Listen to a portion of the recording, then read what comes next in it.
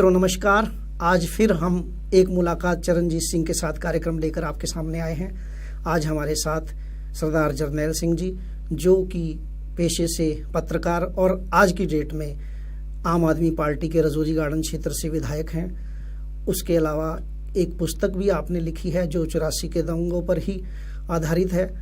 आप आए हैं, आपका बहुत बहुत धन्यवाद जरनैल सिंह जी। तो सबसे पहले हम ये जानना चाहेंगे, जो दिल्ली का प्रशासन चल रहा है, जैसे कि लोग उम्मीद कर रहे थे कि बहुत बड़ा बदलाव आएगा अरविंद केजरीवाल जी के बाद में, तो आप क्या समझते हैं कि कितना को बदलाव इस समय दिल्ली में शीला दीक्षित जी की सरकार के बाद आया है? पहली बात तो जब शीला जी की सरकार थी तो हर दिन हर रोज कोई ना कोई घोटाला, चाहे वो आपका कॉमनवेल्थ गेम्स का 70,000 करोड़ का घोटाला, CNG फिटनेस स्कैम का उसका घोटाला, तो हर मामले में वो था। वो तो पहले बंद हो गए। दूसरी बात जो है, जो काम हमने कहे कि हमने कहा बिजली के दाम आधे कर देंगे तो 400 यूनिट तक, तो वो हमने कर दिए, लोगों को राहत मिली। पानी हमने कहा था कि हम फ्री करेंगे 20,000 लीटर तक, वो हमने कर दिया। ये जो चीज़ें हमने, उसके बाद हमने दिल्ली में जो है करप्शन को कम करने के लिए ड्राइव चलाई और तकरीबन 50 के करीब अफसरों के खिलाफ कार्रवाई की। लेकिन अनफॉर्चुनेटली अपनी CRPF भेज के मोदी जी ने ACB पे कब्जा कर लिया। अब स्थिति ये बन गई कि जो दिल्ली सरकार है उसके पास कोई भी इन्वेस्टिगेशन एजेंसी नहीं है, ना दिल्ली पुलिस है, ना CBI है, ना ECB है। तो उस करके वो मामले जो है उस वहाँ पे इस लेवल पे रुके। दूसरी बात जो थी, जो दिल्ली, हमारी एक कोशिश थी बड़ी सिंपल सी कि जो भी आम आदमी है उसको बिजली, पानी, उसको अपना स्वास्थ्य और एजुकेशन, ये उसको कम पैसे में मिलना चाहिए। पानी सस्ता कर दिया, फ्री कर दिया, बिजली हमने आधी कर दी, एजुकेशन का बजट हमने बढ़ाकर दुगना कर दिया। मैं अपनी कॉन्स्टिट्यूंसी के अंदर भी अभी हम चांदनगर स्कूल के अंदर 80 नए कमरे डलवा रहे हैं, ताकि जो आम आदमी है, जो इसका एक बच्चा भी है, मिनिमम 3-4 हज़ार रुपये वो अपनी फ़ीस दे रहा है एक बच्चे की, कहाँ से देगा? तो अगर सरकारी स्कूलों का स्टैंडर्ड उठा सकें, इंफ्रास्ट्रक्चर अच्छा कर सकें, तो वो बच्चे स्कूलों में आ सकेंगे, पढ़ सकेंगे और बल्कि उनकी फ़ीस की दिक्कत दूर हो जाएगी। दूसरी बात, हमने कहा कि अब लोगों को हेल्थ की दिक्कत होती है, डॉक्टरों के पास जाते हैं, बड़े पैसे लगते हैं, गरीब आदमी इलाज नहीं करा सकता है। तो मोहल्ला क्लिनिक के कॉन्सेप्ट पे हमने काम शुरू कर दिया। मोहल्ला क्लिनिक के कॉन्सेप्ट पे मेरे यहाँ भी एक खुल चुका है, कहीं 2 खुले हैं, कहीं 4 खुले हैं। आगे ज़मीन को लेकर, क्योंकि ज़मीन MCD के पास है, DDA के पास है, तो थोड़ी वो दिक्कत खड़ी कर रहे हैं।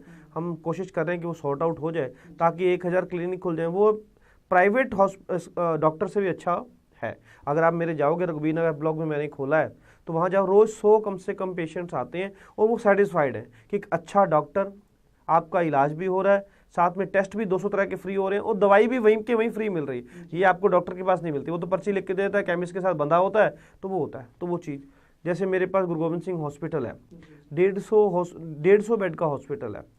अब मैंने इसको अप्रूव करा लिया है, वो 400 बेड हॉस्पिटल हो जाएगा। जब वो बेड हॉस्पिटल बढ़ जाएगा, यानी कि जो मेन चीज़ें हैं ना, एक आम आदमी के जीवन से जो जुड़ी हुई होती हैं, उन चीज़ों को सस्ता किया जाए, ये हमारी कोशिश रही है। तो ये आम आदमी के साथ जो हम उसको, अब अगर आप चले जाओ, 2 तरह की करप्शन है जी। एक तो ये है कि आप सर्टिफिकेट बनवाने गए, लाइसेंस बनवाने गए, तो उस पर हमने काफ़ी हद तक काबू किया। उसको लोग कहते हैं कि अब ऐसा नहीं होता, तो वो उसको काबू कर लिया। अब एक करप्शन होता है जिसमें दोनों का फ़ायदा होता है, कि जिसमें वो सरकारी अफसर का भी फ़ायदा है और जिसने ठेका लेना उसको भी फ़ायदा है, वो किसी को बताता नहीं है, तो उसको काबू करने में थोड़ा समय लगता है।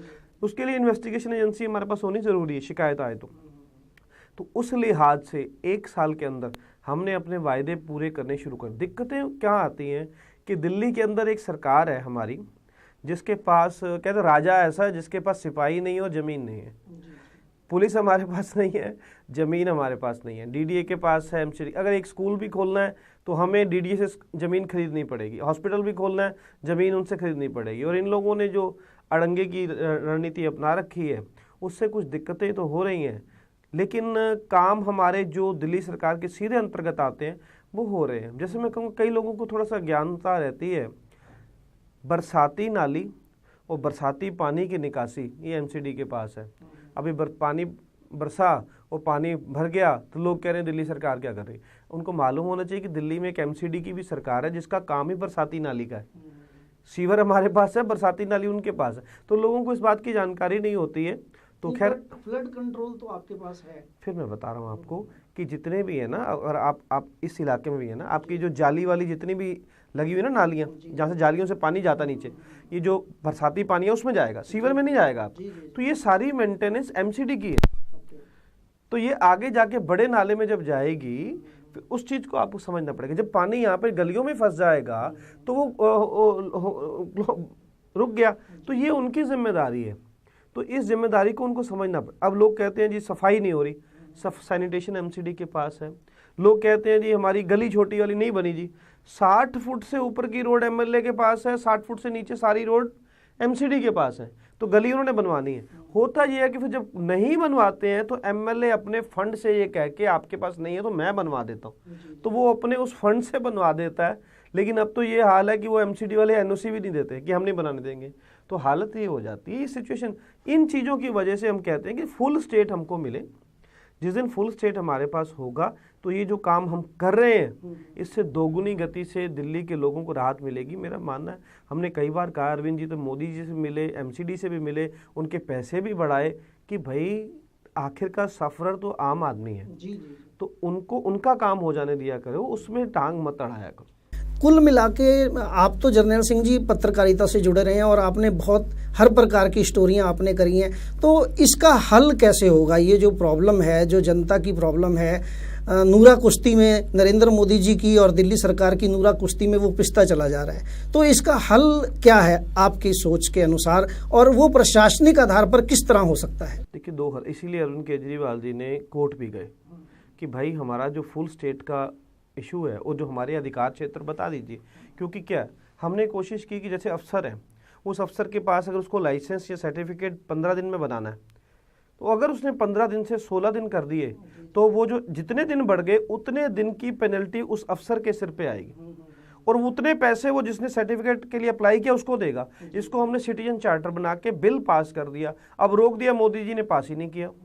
नहीं, पर वो वहां पर ये कहते हैं जर्नैल सिंह साहब कि उसको तरीके से नहीं भेजा गया, एक प्रशासनिक एक तरीका है। मैं फिर कह रहा हाँ जब, जी, जब नियत का मामला, जब अगर आपको ये था तो आपने फिर 8 महीने क्यों रोके रखे अपने पास बिल? आप जैसे ही आपके पास आया था आपने कहा इसमें ये 2 पॉइंट ठीक कीजिए, आप मुझे उसी 15 दिन में वापस कर देते। आपने जानबूझ के 8-9 महीने बिल रोके रखे ताकि वो लेट हो जाए। मैं एक बात कहता हूँ, अब जैसे हमारे महेंद्र यादव जी हैं, एक लड़की 4 साल की बच्ची के साथ बलात्कार हुआ, एक एमएलए के तौर पे उन्होंने उसका प्रोटेस्ट किया उस पर, तो एफआईआर कटवा दी।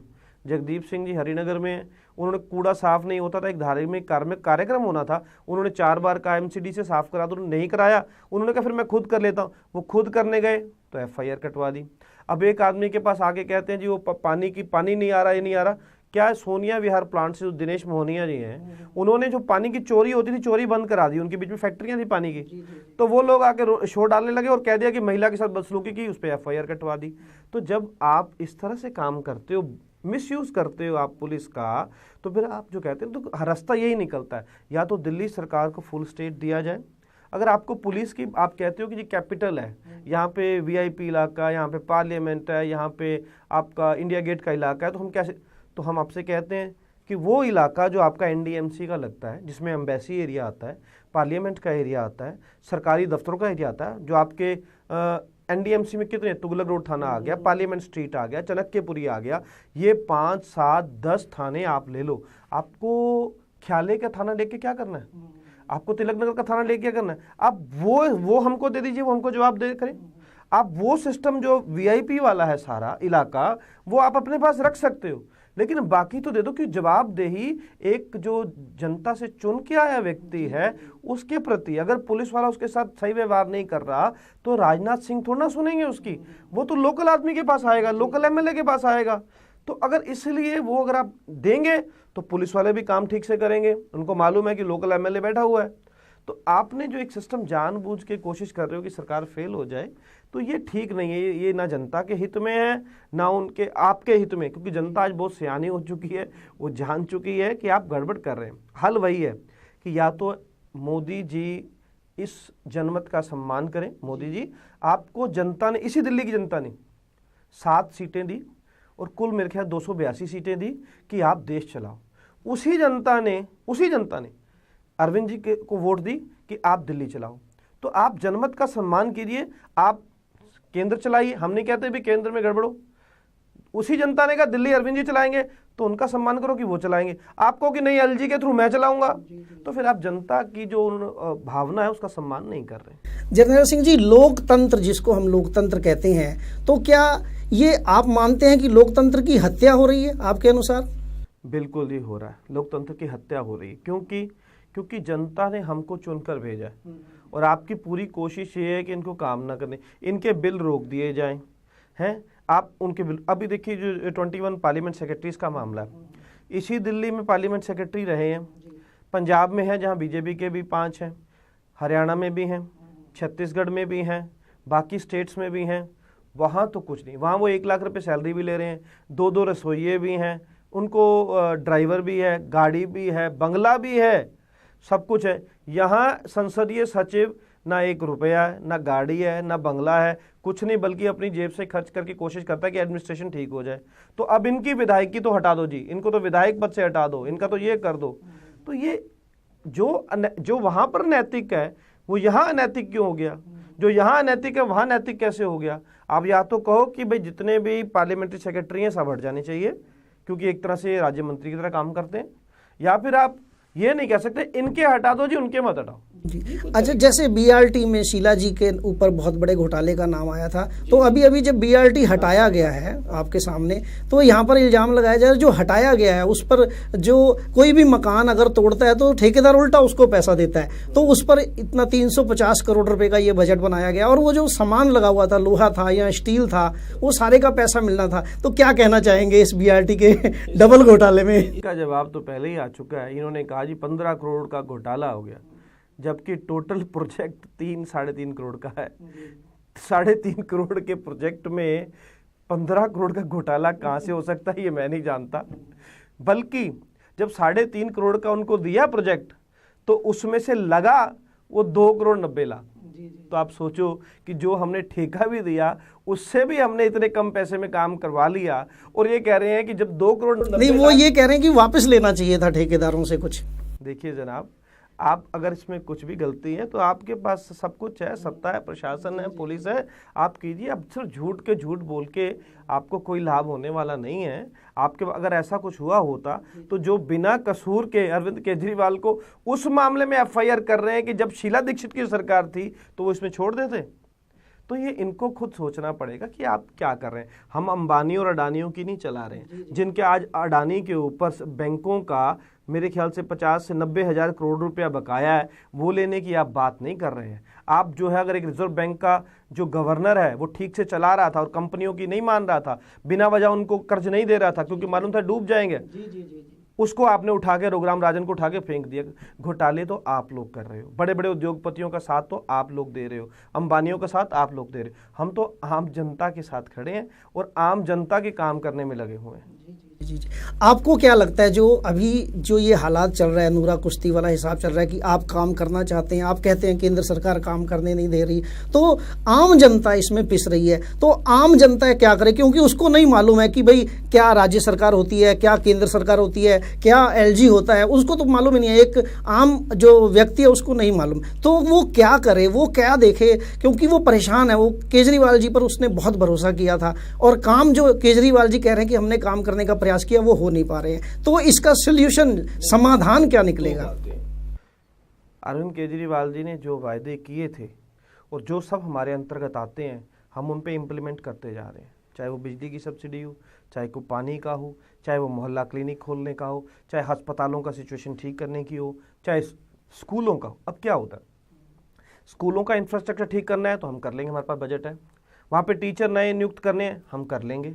हमने वहाँ पर अगर वहाँ पे पहले प्रिंसिपल का ही काम होता था जी, वहाँ पे टूटी खराब है तो वो भी ठीक कराए, अगर वो तो हमने वहाँ पे स्टेट मैनेजर लगा दिया कि प्रिंसिपल का, टीचर का ये काम नहीं है कि वो ये सरकारी या क्लर्क वाले काम देखे, आप पढ़ाने पे ध्यान दो, हमने वो लगा दिया। ये काम जो हम करा देंगे, स्कूलों का स्टैंडर्ड उठाना।